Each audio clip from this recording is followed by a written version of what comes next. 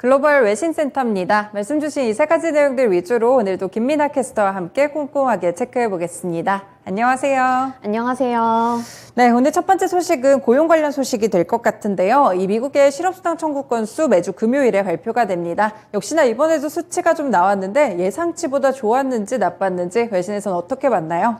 네, CNBC 보도 내용입니다. Weekly jobless claims rise to 260,000 ahead of non-farm payrolls report. 네, 이번에 고용 보고서를 앞두고 이 실업수당 청구자 수가 발표가 됐는데요. 바로 수치 살펴보겠습니다.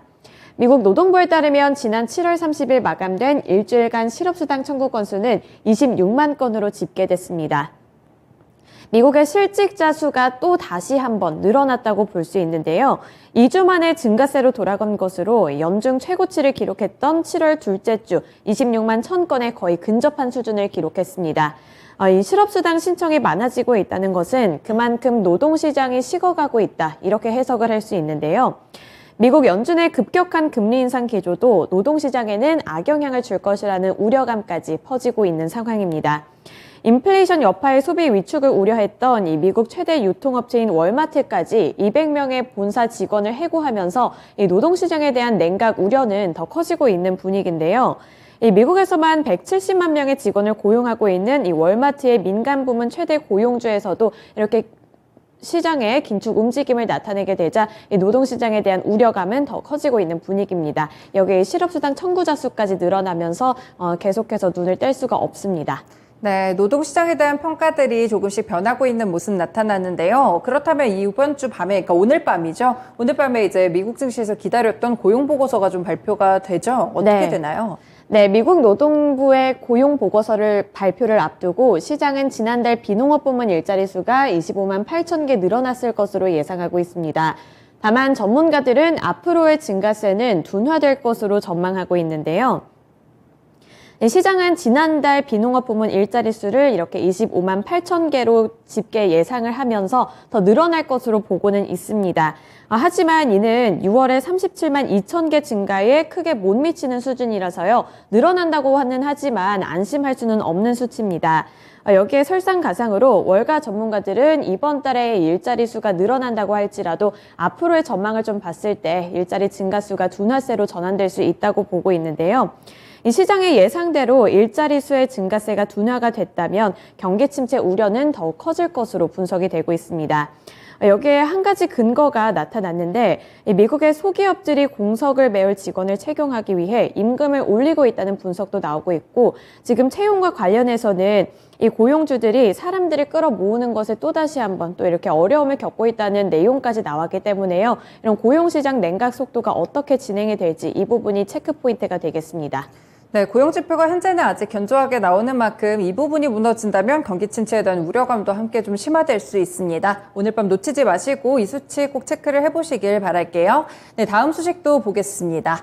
네, 이렇게 미국뿐 아니라 영국 측에서도 이제 중앙은행이 빅스텝을 좀 단행을 했던 것 같아요. 점차 이렇게 금리를 높이는 모습 나타나고 있는데 외신에서 어떻게 봤나요?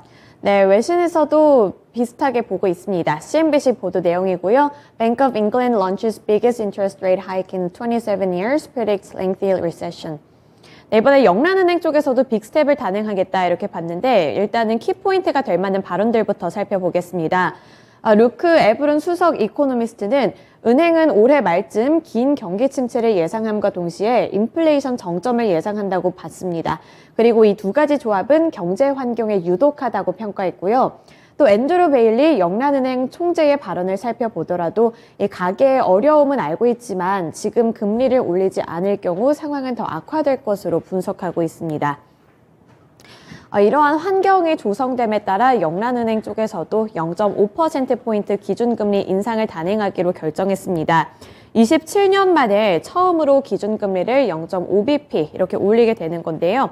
경기 침체가 우려되고는 있지만 치솟는 물가를 잡는 것이 더 시급하다고 평가하고 있는 겁니다. 정책위원 9명 중에 8명이 동의하면서 이 부분은 단행될 것으로 보이고요. 이번까지 6차례 연속 금리 인상을 단행을 했는데 이전에는 성장 동력 훼손 우려에 금리를 0.25%포인트씩 올렸지만 이번에는 빅스텝으로 전환을 한다는 부분이 핵심이 되겠습니다. 네, 결국에 금리 인상과 밀접한 게 인플레이션 관련한 부분들인데 그럼 앞으로의 물가 전망은 어떻게 내놨나요? 네, 물가 전망도 올려잡았습니다. 이 영란은행은 올해 4분기 물가 상승률이 13.3%까지 올라서 정점을 찍을 것으로 내다봤는데요. 특히 내년 중반까지는 10%선 밑으로는 떨어지지 않을 것으로 예상하고 있습니다. 이 물가 상승의 가장 큰 원인으로 우크라이나 전쟁을 꼽으면서 에너지 가격 급등이 주된 원인이라고 분석하고 있는데요. 이러한 부분들이 너무나도 오랫동안 지속이 됐던 만큼 지금 쉽사리 내려앉지는 않을 것으로 보고 있는 겁니다. 또 영란은행은 이 물가 상승률을 올려잡으면서 올해 4분기부터 내년 말까지 이 5분기 연속 경기 침체도 예고했습니다. 이런 부분들 잘 참고해 보셔야겠습니다. 네, 그리고 다음 소식도 넘어가 보겠습니다. 그동안 계속 우리를 괴롭혔던 질병이 코로나19라면 원숭이 두창도 살짝 고개를 든 적이 있었습니다. 시장에서 관심 밖에 좀 벗어났다고 생각했는데 이번에 미국 측에서 조금 다른 조치를 한 것 같거든요. 어떤 내용인가요? 네, CNBC 보도 내용이고요. Biden administration declares monkeypox outbreaks a public health emergency in the U.S. 네, 우리나라에서는 원숭이 두창 관련해서 너무 논란이 되지 않다 보니까 그냥 미미한 것 같은데 지금 서방 국가 쪽에서는 심각해 보입니다. 미국 바이든 행정부도 발을 벗고 나섰는데 바로 기사 내용 통해서 살펴보시죠. 미국의 바이든 행정부가 최근 확산되고 있는 원숭이 두창에 대해 공중보건 비상사태를 선포했습니다. 미국 연방정부 차원의 대응을 강화하기 위한 것으로 보이는데요. 이번에 하비어 베세라 보건복지부 장관은 이 바이러스를 다루는 데 대응할 준비가 되어 있다며 미국인들은 원숭이 두창을 심각하게 인식하고 또 이를 퇴치할 수 있도록 책임감을 가져야 한다고 강력하게 권고했습니다. 이 비상사태 선포로 인해서 연방정부는 열과 신체 통증, 오한, 그리고 피로 등을 유발하는 부분에 있어서 자금과 데이터 등 자원을 확보하게 된다는데요.